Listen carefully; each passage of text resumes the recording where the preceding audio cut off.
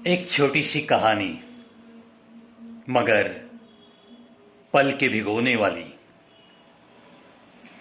केतन भाई बड़ा ही कष्ट करने वाला एक इंसान, छोटे से गांव में, वैसे गांव भी नहीं, एक छोटा सा शहर कह सकते हो, ऐसे ही छोटे से शहर में किसी गली में अपनी वड़ा पाव और स्नैक्स की दुकान लगाता था।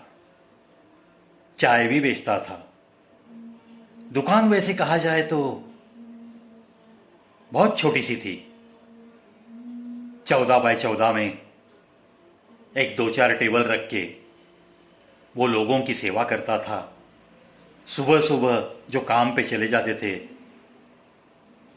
उनके लिए वो नाश्ता बना के रखता था और लोग हंसी खुशी उसकी दुकान को विजिट करते हुए चले जाते थे। केतन भाई जैसे ही दुकान खुलता था तो उसकी एक आदत थी, एक कप चाय बनाकर वो धरती माँ को सौंप देता था और दुकान में पूजा करके वो शुरू हो जाता था। बस ऐसे ही एक दिन वो शुरू हो गया और वो धरती पे चाय अर्पित करने ही वाला था, तभी उसकी पतलून किसने खींची। पलट कर देखा तो एक कुत्ता था जो उसकी पतलून खींच रहा था, मानो कि वो कुछ कहना चाहता था। केतन भाई के ध्यान में आया, आखिर इंसानियत से जीने वाला केतन भाई था। उसके ध्यान में आया कि ये कुत्ता भी बहुत भूखा है। झट से उसने एक 2-2.5 कप दूध, जो कि गर्म करके ठंडा हुआ था, उसे वो कुत्ते को देने के लिए निकाला।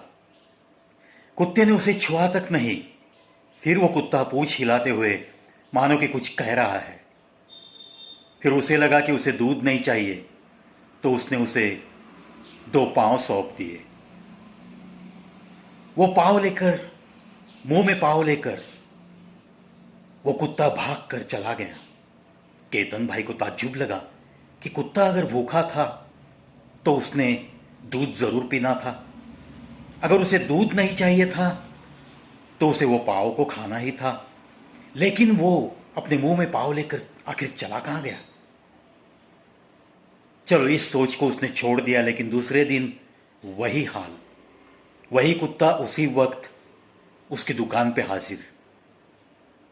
इस बार केतन भाई के 4-8 वड़े भी तैयार थे, पाव भी थे, दुकान में बिस्कुट भी थे।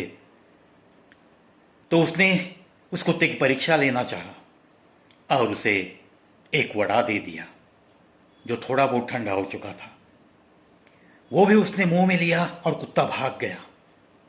केतन भाई बड़ा ही क्यूरियस हुआ, आखिर ये कुत्ता खुद खाता क्यों नहीं है।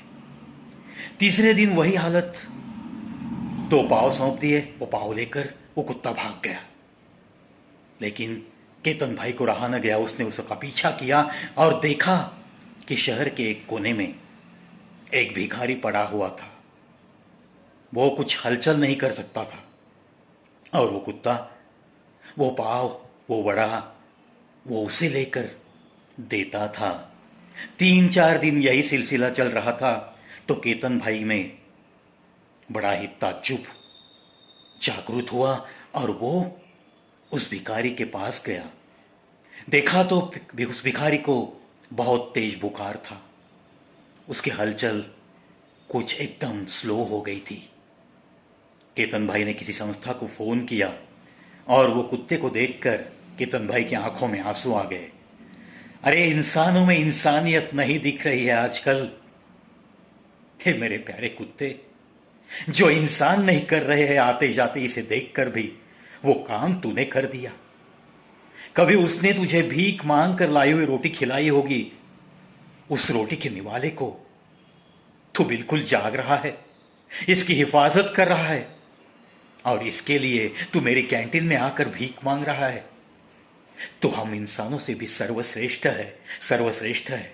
ऐसा कहते हुए केतन भाई ने उस कुत्ते को अपने पास लिया और किसी संस्था को सत्वर फोन करके उस भिखारी के इलाज की सारे इंतजाम कर दिए। 7-8 दिनों में वो भिखारी एकदम टकाटक हो गया और वो केतन भाई की कैंटीन में आया। उसके साथ उसका प्यारा सा वो कुत्ता भी था। केतन भाई ने उसी संस्था को फिर फोन किया और इस भिखारी को उस प्यारे से कुत्ते के साथ अडॉप्ट करने की विनती कर दी। और आज वो भिखारी एक सम्मान की जिंदगी उसी संस्था के छत तले कुछ न कुछ काम करते हुए अपने प्यारे से कुत्ते को संभालते हुए वो बिता रहा है अपनी बची कुची जिंदगी। केतन भाई, आपको भी तहे दिल से नमन और उस प्यारे से कुत्ते को तहे दिल से प्रणाम। देखो दोस्तों, हमारी नीयत कुछ ऐसी ही चाहिए। हम अगर किसी इंसान का दुख नहीं जान सकते हैं तो हमें इंसान कह लेने का कोई अधिकार प्राप्त नहीं होता।